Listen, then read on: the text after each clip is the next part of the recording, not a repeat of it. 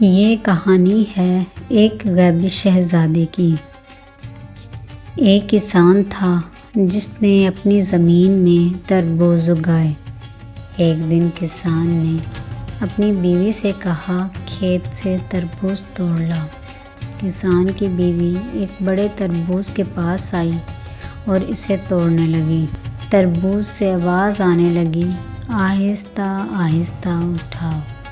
کسان کی بیوی ڈر گئی، تربوز چھوڑ کر بھاگی اپنے شوہر کے پاس آئی اور شوہر سے سارا ماجرا بیان کیا۔ شوہر کہنے لگا، پاگل ہو کیا؟ بھلا تربوز سے کیسے آواز آ سکتی ہے؟ چلو مجھے دکھاؤ۔ دونوں مل کر اس بڑے تربوز کے پاس آئے۔ کسان نے جیسے ہی وہ تربوز اٹھایا، پھر آواز آئی، آہستہ آہستہ اٹھاؤ۔ یہ سن کر کسان حیرت زدہ ہو گیا۔ آخر کار کسان یہ تربوز گھر لے آیا اور اسے کاٹ دیا۔ کاٹ کر دیکھا تو اس میں سے ایک حسین بچی نکل آئی۔ کیونکہ کسان بے اولاد تھا، یہ بچی خدا کا تحفہ سمجھا اور اسے لاڈ پیار سے پالنے لگا۔ آس پاس سارے ملک میں دور دور تک اس شہزادی کے حسن کے چرچے عام ہونے لگے۔ کسان سے شہزادی کا رشتہ مانگا، لیکن کسان نے سب کو ہی انکار کر دیا۔ آخر کار یہ بات بادشاہ کے کان تک بھی جا پہنچی۔ بادشاہ نے بھی اپنا رشتہ کسان کے گھر بھیج دیا۔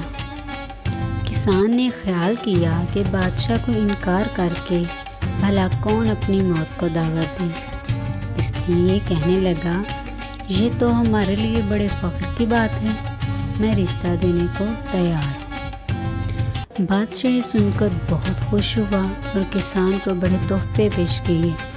دھوم دھام سے شادی ہوئی اور شہزادی کو اپنے محلات میں لے آیا۔ بادشاہ کی دوسری بیویاں اس شہزادی کو دیکھتے ہی جل گئیں۔ آپس میں کہنے لگیں، بادشاہ تو اب ہمیں پوچھے گا بھی نہیں، سارا پیار اپنی چھوٹی بیوی کو ہی دے گا، کیوں نہ ابھی سے ہی اس کا کوئی بندوبست کیا جائے۔ اور ایسا ہی ہوا۔ بادشاہ اپنی نئی بیوی کے ساتھ دن رات گزارنے لگا۔ تھوڑے دن گزرتے ہی بادشاہ کی چھوٹی بیوی امید سے ہوئی۔ بادشاہ کی پہلی بیویاں یہ بات سن کر اور بھی جلنے پکنے لگیں اور انہیں الگ کرنے کے لیے تنتر منتر کرنے لگیں، لیکن وہاں ان کی کوئی ایک بھی نہ چلی۔ آپس میں کہنے لگیں، بھلا جس کی نہ ماں نہ باپ نہ خاندان، جو تربوز سے پیدا ہوئی ہو، اس پر کوئی جادو بھی کیسے چلے؟ آخر کار ان رانیوں نے آپس میں مشورہ کر کے ایک خطرناک چلاک بوڑھی عورت کو بلایا، جو ظاہر تو نیک پر اندر سے بہت بڑی ابلیس تھی۔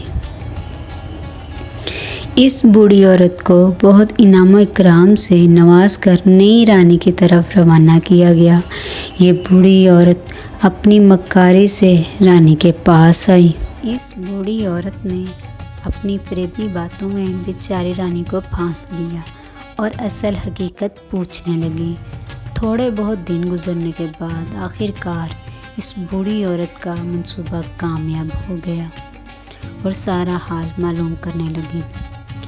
بیچاری معصوم رانی نے اس بوڑھی عورت سے کہا، اماں، میں ایک تربوز سے پیدا ہوئی ہوں، مجھے یہ تو نہیں پتا کہ میں اس میں کیسے آئی، لیکن ہاں بس اتنا جانتی ہوں کہ میری جان ایک موتیوں کے ہار میں ہے۔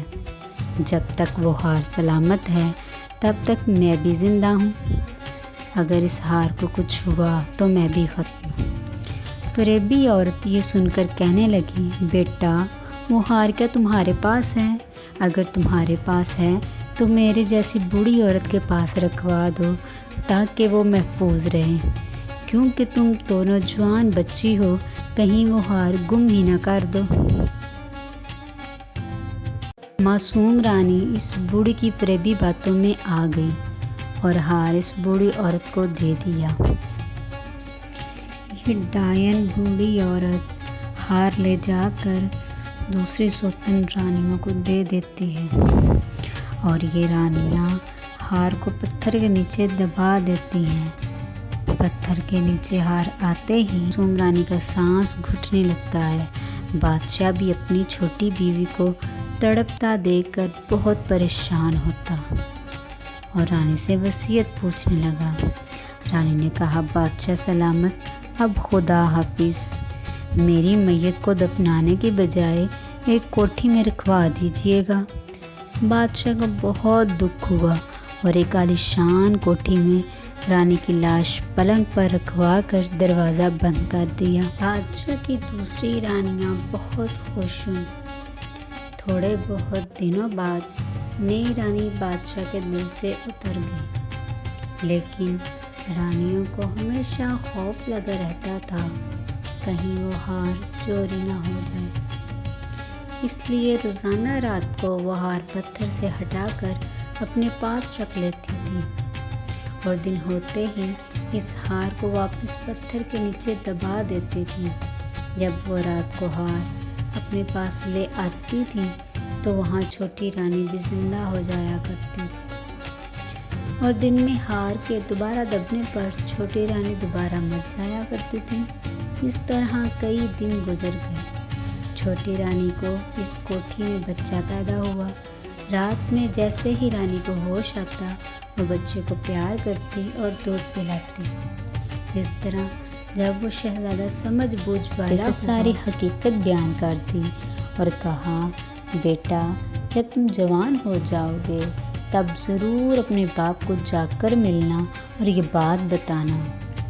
ایک دن بادشاہ کو اچانک خیال آیا، کوٹھی میں جا کر دیکھوں میری بیوی کا کیا حال ہے۔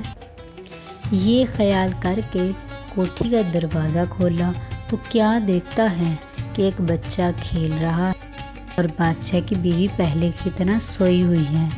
بچہ دروازہ کھلتے ہی ڈر گیا اور بادشاہ کو دروازے سے اندر آتا دیکھ کر چونک گیا۔ اماں اماں کہتا ہوا جا کر اپنی ماں سے لپٹا۔ بادشاہ یہ سب منظر دیکھ کر حیرت زدہ ہوا، بت بن کر کھڑا ہو گیا، گزرے وقت کی باتیں سوچنے لگا۔ وہاں کھڑے کھڑے بادشاہ کو رات ہو گئی۔ رات ہوتے ہی رانی بھی زندہ ہو کر بیٹھ گئی۔ بادشاہ پر نظر پڑتے ہی چیخ مار کر اس سے جا ملی۔ بادشاہ اور بھی حیرت زدہ ہو گیا۔ رانی سے اس طرح مر کر دوبارہ زندہ ہونے کا اور بچے کا پوچھنے لگا۔ رانی نے اسے اپنی اور اس بچے کی ساری حقیقت بیان کر دی۔ بادشاہ دل میں سوچنے لگا، اگر یہ بات دوسری رانیوں کے کانوں میں پڑ گئی تو کہیں وہ ہار کے ٹکڑے ٹکڑے نہ کر دیں اور یہ رانی یہاں ہمیشہ کے لیے نہ مر جائے۔ اس لیے بادشاہ نے ایک چلاک فقیر کو اپنے پاس بلایا اور اکیلائی میں سے کہا، تم کل صبح میرے محل کے دروازے پر آ کر ایک ہار کی صدا لگانا اور تب تک واپس نہ جانا جب تک تمہیں وہ ہار مل نہ جائے۔ جب ہار مل جائے گا تو ہار مجھے دے دینا اور میں تمہیں اس کے عوض مالا مال کر دوں گا۔ بھلا فقیر کو اس سے بڑھ کر اور کیا چاہیے؟ فقیر کو محل کے دروازے پر صدا دیتا دیکھ کر رانیوں سے کہنے لگا، بیچارہ فقیر کتنی دیر سے محل کے دروازے پر صدا دے رہا ہے، تم لوگ اس سے کوئی نہ کوئی ہار دے دو۔ رانیوں نے بہت ہی ٹالا، بھلا اپنا ہار سب کو ہی پیارا تھا، کسی کے دل سے اترے ہی نہ۔ آخر کار بادشاہ کے کہنے پر آپس میں مشورہ کر کے وہ ہار فقیر کو دے دیا۔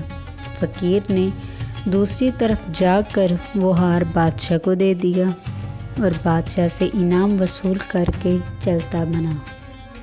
بادشاہ نے وہ ہار لا کر چھوٹی رانی کے گلے میں ڈال دیا تو وہ پھر سے صحت مند اور صحیح سلامت اٹھ کھڑی ہوئی۔ پھر بادشاہ اپنے بیٹے سمیت اس رانی کو اپنے محل لے آیا۔ دوسری رانیاں یہ سب دیکھ کر اپنے کیے پر بہت شرمندہ ہوئیں، آ کر بادشاہ کے پیروں پر گر گئیں اور زار و زار رو کر معافی مانگنے لگیں۔